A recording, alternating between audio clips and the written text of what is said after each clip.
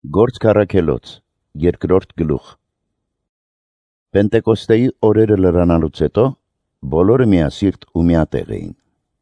Եվ հանկարծ երկնքից սաստիկ հողմի նման մի ձայն հնչեց ու լցրեց ամբողջ տունը, որտեղ նստած էին։ Եվ նրանց երևացին բաժանված հրեղեն լեզուներ, որոնք նստեցին նրանցից յուրաքանչյուրի վրա։ Եվ ամենքն էլ լցվեցին Սուրբ Հոգով ու սկսեցին խոսել ուրիշ լեզուներով, ինչպես որ Սուրբ Հոգին խոսել էր տալիս նրանց։ Եվ այդ պահին Երուսաղեմում էին գտնվում բարեպաշտ հրեաներ, երկյուղած մարդիկ, երկնքի տակ ապրող բոլոր ազգերից։ Եվ երբ այս ձայնը լսվեց, բազմությունը հավաքվեց ու խռնվեց,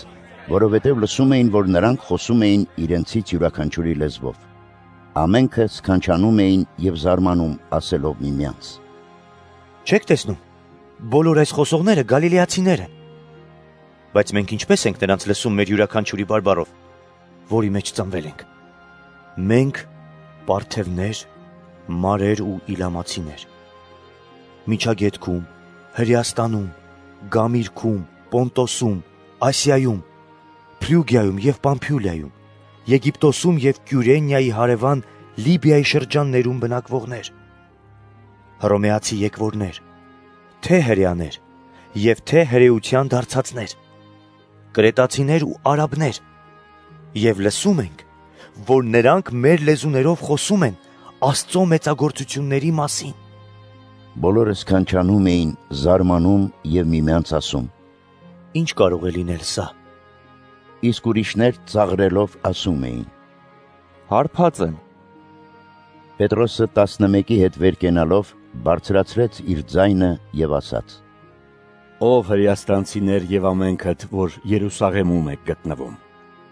այս թող հայտնի լինի ձեզ և ականջ դրեք իմ խոսքերին։ Սրանք հարբած չեն, ինչպես դուք եք կարծում, քանի որ դեռ օրվա 3-րդ ժամն է։ Այլ այս է, որ ասվեց Հովել մարգարեի բերանով. «Եվ վերջին օրերին պիտի լինի, ասում է Աստված, որ իմ հոգուց պիտի հեղեմ ամեն մարմնի վրա, և ձեր որդիներն ու ձեր դուստրերը պիտի մարգարեանան, ձեր երիտասարդները տեսիլներ, և ձեր ծերերը երազներ պիտի տեսնեն։ Եվ իմ ծառաների ու իմ աղախինների վրա այն օրերին իմ հոգուց պիտի հեղեմ, և նրանք պիտի մարգարեանան։ Զարմանահրաշ գործեր պիտի ցույց տամ վերը երկնքում և նշաններ ներքևում երկրի վրա, արյուն և հուր և ծխի մրիկ։ Արեգակը խավարի պիտի փոխակերպվի, լուսինն էլ արյան պես կարմիր պիտի դառնա, քանի դեռ չի եկել Տիրոջ մեծ ու երևելի օրը։ Եվ այնպես պիտի լինի, որ Տիրոջ անունը կանչող ամեն ոք պիտի փրկվի։ Ով իսրայելացիներ, լսեք այս խոսքերը. Հիսուս Նազովրեցուն, այն մարդուն, որին Աստված ձեզ ցույց տվեց զորությամբ, նշաններով ու զարմանահրաշ գործերով, որոնք Աստված, ինչպես արդեն գիտեք, նրա միջոցով գործեց ձեր մեջ։ Աստծու սահմանած խորհրդով և կանխագիտությամբ անօրենների ձեռքը մատնելով, խաչափայտի վրա գամեցիք ու սպանեցիք նրան, ում Աստված հարություն տվեց, քանդելով մահվան կապանքները, քանի որ կարելի չէր, որ մահն իշխեր նրա վրա։ Դավիթն ինքը Հիսուսի մասին ասում է. «Տիրոջը սկզբից իսկ ամեն ժամ տեսնում է իմ առաջ, որովհետև իմ աջ կողմում էր, որպեսզի չսասանվեի։ Դրա համար իմ սիրտն ուրախացավ, լեզուս ցնծաց, մարմինս էլ պիտի ապրի հույսով։ Որովհետև իմ անձը գերեզմանում չես թողնելու, և ոչ էլ թույլ ես տալու, որ քո սրբի մարմինն ապականվի։ Ինձ ցույց տվեցիր կյանքի ճանապարհները, քաղցրորեն լցրիր ինձ քո ներկայության ուրախությամբ։ Ով եղբայրներ, Դավիթ նախահոր մասին պետք է վստահությամբ ասել ձեզ, որ և մեռավ, և թաղվեց,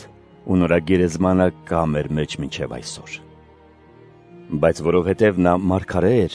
և գիտեր, որ Աստված նրան երդմամբ խոստացավ նրա որովայնի պտղից մեկին նստեցնել իր գահի վրա, ուստի մարգարեաբար խոսեց Քրիստոսի հարության մասին, թե նրա հոգին գերեզմանում չմնաց, և ոչ էլ նրա մարմինը ապականություն տեսավ։ Այս Հիսուսին Աստված հարություն տվեց, որին մենք ամենքս վկա ենք։ Աստծու զորությամբ բարձրանալով հորից ընդունեց Սուրբ Հոգին, որ նրան խոստացված էր, այն առատորեն բաշխեց մեզ, ինչպես դուք այժմ տեսնում ու լսում եք։ Իսկ որ Դավիթը երկինք չէր ելել, ինքն իսկ ասում է. Տերն ասաց իմ Տիրոջը. նստիր իմ աջ կողմում, մինչև որ քո թշնամիներին ոտքերի տակ դնեմ իբրև պատվանդան։ Արդ Իսրայելի ամբողջ տունը վստահաբար թող իմանա, որ Աստված նրան եւ Տեր եւ օծյալ արեց, այն Հիսուսին, որին դուք խաչեցիք։ Այս լսելով ներկաները զղջացին իրենց սրտերում եւ ասացին Պետրոսին ու մյուս առաքյալներին. Ինչ պիտի անենք, եղբայրներ։ Պետրոսը դարձավ նրանց ու ասաց. Ապաշխարեք, եւ ձեզանից յուրաքանչյուրը թող մկրտվի Տեր Հիսուս Քրիստոսի անունով մեղքերի թողության համար, որով պիտի ընդունեք Սուրբ Հոգու պարգևը։ Քանզի խոստումը ձեր որդիների եւ բոլոր հեռավորների համար է, որոնց կանչելու է Տերը, մեր Աստվածը։ Եվ Պետրոսն ուրիշ շատ խոսքերով վկայություն էր բերում, մխիթարում նրանց ու ասում. Ազատեք ձեզ այս խոտորյալ սերնդից։ Ոմանք հոժարությամբ ընդունելով նրա խոսքը մկրտվեցին, եւ այն օրը նրանք մոտ 3000 հոգով ավելացան։ Եվ նրանք շարունակ առաքյալների ուսուցման, հաղորդության, հացի բեկման ու աղոթքների մեջ էին։ Ամեն մարդու վրա ահ ու երկյուղ էր ընկել, որովհետև առաքյալների ձեռքով բազում նշաններ եւ զարմանահրաշ գործեր էին կատարվում։